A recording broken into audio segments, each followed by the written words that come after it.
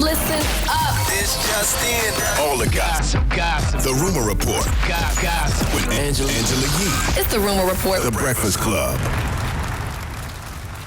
Well, actor Daniel Day Kim has been speaking out against all this anti-Asian violence, and he actually put out a powerful message to Congress. It was at a congressional hearing that took place yesterday, and here's what he had to say about an incident that actually happened to his own sister. My sister was the victim of a hate crime in 2015. She was a marathon runner, and she was running in her own neighborhood when a man driving a car came up to her and yelled at her to get on the sidewalk when she was running on the shoulder.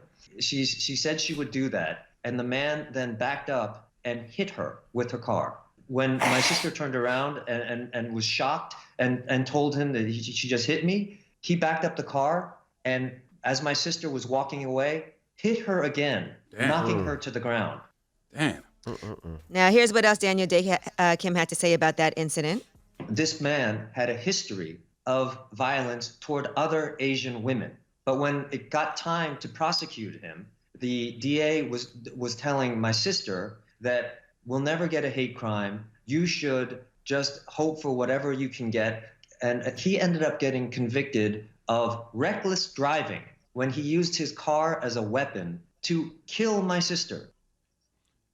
See, first of all, I want to send condolences to the family. I know that happened a while ago, but, I'm still sending healing energy to his family. But I wish that more of us realized it's us versus white supremacy. Us is black, Latinos, Asians, Jewish people, Native Americans, every other. It's us versus white supremacy. Good white people who aren't allies, but need to be accomplices. It's all of us against white supremacy. The problem is a lot of others think they are white too, and if they aren't trying to assimilate into whiteness, they love white people more than they love themselves and their own people. But guess what? They don't love you. The day we realize it's us versus white supremacy and really unify against white supremacy, we can change things in this country.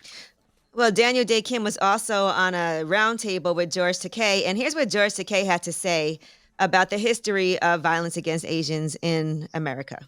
Violence against Asian is as old as American history. The Chinese were used to lay the tracks across America to bind the two coasts together. They worked hard on the railroad, but this fact is little known. And even more unknown is the fact that many of those Chinese laborers were shot down when it came time to be paid. Their bodies are buried under the tracks.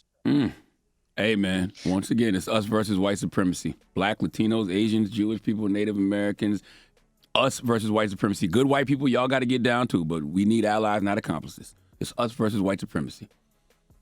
All right, now Teen Vogue's new editor is out of a job after some backlash over some old tweets. And she posted about it. She actually stepped down because of some old tweets that had resurfaced. She said, and her name is Alexi McCammon, I became a journalist to help lift up the stories and voices of our most vulnerable communities as a young woman of color. That's part of the reason I was so excited to lead the Teen Vogue team in its next chapter. My past tweets have overshadowed the work I've done to highlight the people and issues that I care about, issues that Teen Vogue has worked tirelessly to share with the world. And so Condé Nast and I have decided to part ways. I should not have tweeted what I did, and I have taken full responsibility for that. I look at my growth and work in the years since and have redoubled my commitment to growing in the years to come as both a person and as a professional. I wish the talented team at Teen Vogue the absolute best moving forward. Their work has never been more important, and I will be rooting for them. What was the tweets? Now, I've been looking all over to find the actual tweets. The racist tweet, she was mocking the appearance of Asian people and perpetuated stereotypes about them. And they had previously surfaced back in 2019. And I haven't found the actual tweets. I just know that that's what it was, the gist of it. I don't know how, people are going to survive if you don't allow people to make mistakes. Like, I really don't understand how this society is going to continue to, allow this to happen. Like, y'all know that's not sustainable, right? Y'all setting a standard of perfection and purity that's just not there. Like, there's literally nobody you could probably dig into and find something that you could be outraged about now, and then you're going to get rid of them for it? Like, what happened? There's no redemption at all? Nobody's allowed to grow? Nobody's allowed to evolve no more? Right. Well, she stepped down from that. People had some issues. We're not going to actually getting that position. We're not going to survive like this as a people. It's not sustainable. It's just not. All right. Let me ask you this. What if it was somebody that was like, like the chief sergeant that recently was talking about the shooter in Atlanta? Well, then they were talking about somebody like that in that position, even if it's old tweets, should they have to step down? Well, that's different because you could tell by his language now that he hasn't grown. Mm-hmm. There's nothing there. Like that's who he is. Right. Like you use those tweets to connect the dots.